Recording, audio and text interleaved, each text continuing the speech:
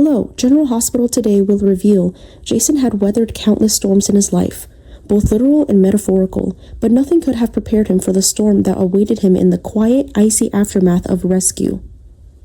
He had expected danger, perhaps confrontation, when he set out to find Britt, but he never anticipated that the greatest threat would come not from the sea or the night, but from the truth itself. When he finally spotted her near the desolate edge of the harbor, soaked through and shivering, she looked less like proud, sharp-tongued doctor he once knew and more like a ghost barely clinging to life. His instinct took over. Wrapping her trembling body in his coat, he lifted her and carried her to the small Port Authority cabin nearby, his mind racing with questions, but his heart overridden by concern. There, under the dim glow of emergency lanterns and with the sound of waves still echoing from beyond the fogged windows, Jason tried to help her thaw, physically and emotionally. There was a strange fragility in the air. The heat from the fire had begun to lift the chill from their bodies, but it couldn't touch the weight in the room. Britt sat quietly, cocooned in wool blankets, her damp hair clinging to her forehead, her eyes avoiding his as though the very act of his holding gaze would undo whatever thin resolve she had left. Jason, ever the soldier, ever the protector, gently asked her to trust him, again. And something about the way he said it without judgment, without demand, broke through the defenses she had been building for months. Perhaps it was the near-death experience, or perhaps it was the knowledge that she might not get another chance. But Britt finally spoke. What she revealed unraveled every assumption Jason had made since her return. Britt confessed that she had been forced to participate in the final stages of a covert project, not just any operation, but one engineered by none other than her father, Caesar Fison. The very name sent a cold jolt down Jason's spine. Fison was not simply a villain in his past. He was a nightmare, a shadow that had loomed over his life for years, one that had taken from him, tormented him, and almost destroyed those he loved. The idea that Fison's legacy had survived him, and worse, evolved, was staggering. But this wasn't about revenge or old vendettas. What Britt described was far more insidious. The project, code-named internally as a continuation of Fison's deranged vision, was a hybrid genetic manipulation and AI neural mapping. The goal, to create a generation of operatives who could be programmed like machines, devoid of memory, independent will, or emotion. Soldiers who wouldn't question orders because they wouldn't even remember who they were. Human weapons. And Britt, with her elite medical training and access to experimental neurology labs through long dormant WSB channels, had become an unwilling linchpin in the entire operation.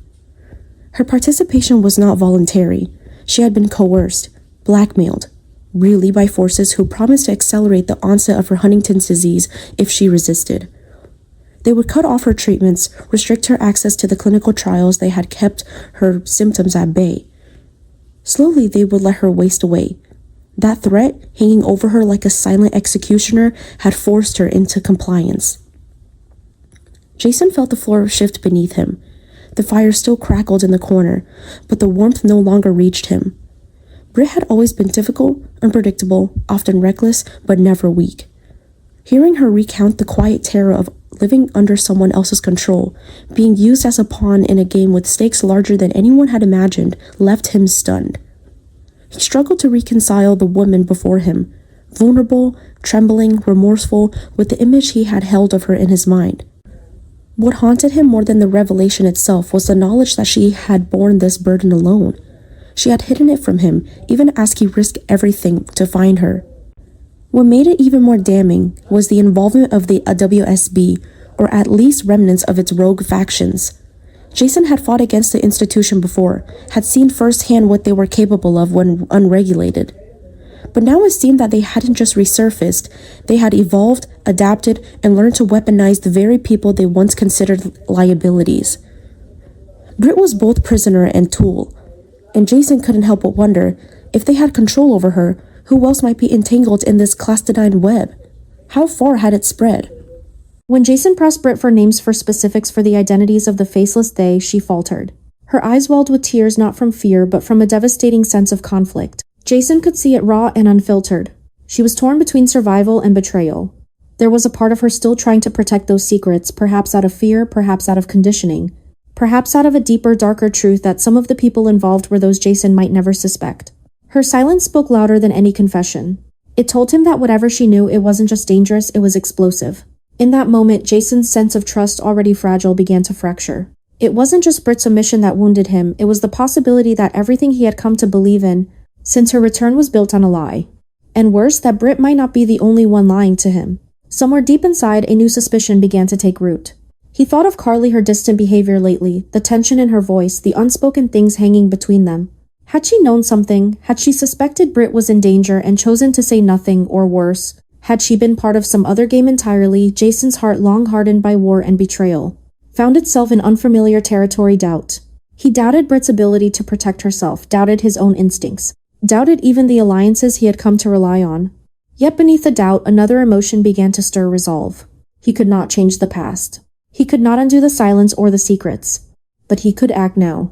And if Britt truly was still in danger, if she had painted a target on herself by coming clean, then Jason would do what he had always done: he would protect her. Even if it meant burning the entire conspiracy to the ground. Still, he couldn't shake the feeling that this was only the beginning. Britt's revelation wasn't the end of the mystery. It was the prologue. There were pieces missing, players still lurking in the shadows, agendas still unfolding. Someone out there had gambled that Britt would stay silent. Someone powerful enough to resurrect Faison's madness in a modern, calculated form. And now that Jason knew the truth, he suspected they would come for him next.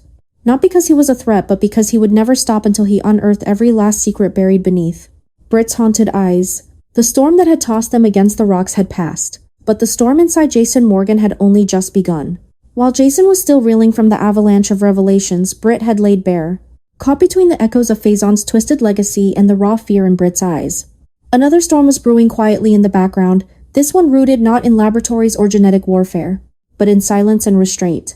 Carly had been wrestling with her own torment long before Jason set foot near that cold, windswept harbor. For weeks, she had sensed something was deeply off with Britt. Carly had never masked her distaste for Britt Westbourne. Their shared history was laced with friction, judgment, and an undeniable sense of competition. But Carly was not blind to nuance. The unease she felt around Britt wasn't simply personal bias anymore. It had taken on a sharper, more alarming shape. There was tension in Britt's tone, avoidance in her body language, and most telling of all, a new kind of bitterness that surfaced in unpredictable ways. The pieces began falling into place the moment Carly inadvertently overheard a hushed conversation between Britt and Jack Brennan, a man whose name alone triggered alarms. Jack wasn't just a charming enigma. He was a known fugitive. A man whose ties to underground intelligence networks and illicit biotech experiments made him a person of extreme interest to both the WSB and several international agencies. What Britt was doing in his presence, and more importantly what she was saying, turned Carly's vague suspicions into a terrifying realization. She hadn't heard the full conversation, only fragments filtered through a cracked door, but it was enough. Enough to understand that Britt was in deep. Enough to suspect that Jason too was standing on the edge of a deadly trap and didn't even know it. From that moment, Carly couldn't stop connecting the dots. Britt's sudden hostility, her erratic mood swings, the way she deflected every attempt Jason made to get closer, almost as if she was trying to push him away on purpose. Carly, usually confident in her instincts, now found herself trapped in a dangerous internal debate. She could tell Jason what she knew. She could lay it all out, what she heard, what she suspected, what it might mean. But that path wasn't simple. She feared Jason wouldn't believe her, or worse, that he would believe her and think it was coming from jealousy or manipulation. After all, Carly had a long, complicated history with Jason, one that was riddled with sacrifices, codependency, and unspoken feelings neither of them had ever fully resolved. And complicating matters further was the truth Carly dared not admit she was involved. Not tangentially, not by chance, directly. Her cooperation with Valentin Cassadine and more controversially Jack Brennan, it wasn't just a side mission, it was a calculated alliance designed to take down a much larger, more insidious organization. Something rotten that had crept up from the ruins of the WSB and taken hold in the shadows of Port Charles and beyond. Carly had agreed to play her part in the operation to provide cover, manipulate access points, and keep key figures in the dark, including Jason. Her motives were driven by justice, yes, but also by vengeance. And now, with Britt at the center of a plot she might not survive. Carly was facing an impossible choice: protect the operation or protect Jason from the heartbreak and danger that were closing in around him. The cost of either option felt unbearable. If she came clean to Jason, she would jeopardize months of groundwork exposing Valentin's positioning, blowing Jack's cover, and quite possibly allowing the real enemy to escape yet again. But if she stayed quiet, and something happened to Britt, something Jason might never recover from, then Carly would have to live with the Britt guilt that she had the power to prevent it and didn't. This wasn't just a question of strategy anymore. It was a moral crisis, one that clawed at her every waking moment and poisoned her dreams. The woman who had always prided herself on control was now staring into the abyss of uncertainty, paralyzed by the weight of a secret too dangerous to release yet too damning to contain. Meanwhile, Jason found himself unraveling beneath the surface. His identity had always been rooted in clarity of purpose, of loyalty, of action. But now the lines were blurring. His protective instinct toward Britt was at war with the logic that warned him she might be compromised. Her confession had shaken him. But what shook him even more was her refusal or inability to name the people behind the threats. It wasn't just fear. It was something else. Something closer to guilt or perhaps allegiance. And the more Jason thought about it, the more he wondered whether Britt had already crossed a line she could never return from. But even more disorienting was the gnawing sense that Carly, the one person he had always trusted without hesitation, there was keeping something from him. She was distant, guarded, polite, even deferential, in a way that didn't match the intensity of what she must have felt after Britt had publicly insulted her late mother. Carly had never been one to hold her tongue, especially not when it came to defending family. And yet she had. Why? What was she waiting for? What was she afraid of? As the emotional fog thickened, Jason realized he was no longer standing on solid ground. He was trapped in a web of conflicting truths, half-confessions, and hidden agendas. Britt was ensnared in a past too dangerous to escape, while Carly was entangled in a present too volatile to expose. And he, the man known for taking decisive action, was paralyzed by the knowledge that one wrong move could shatter. To the lives of both women, it was a torment he had never known. He had faced death countless times, but never indecision. Never betrayal laced with good intentions. Never love twisted by secrets. Outside of Jason's increasingly insular world, Port Charles carried on. The city was still humming with life, with the warmth of young love as Danny and Charlotte shared their first kiss. With the awkward charm of Nathan's accidental confessions. And even with Molly's stolen manuscript offering a glimpse of dreams she had hidden away. But all these moments of levity and innocence only served to underscore the quiet devastation brewing in Jason's heart.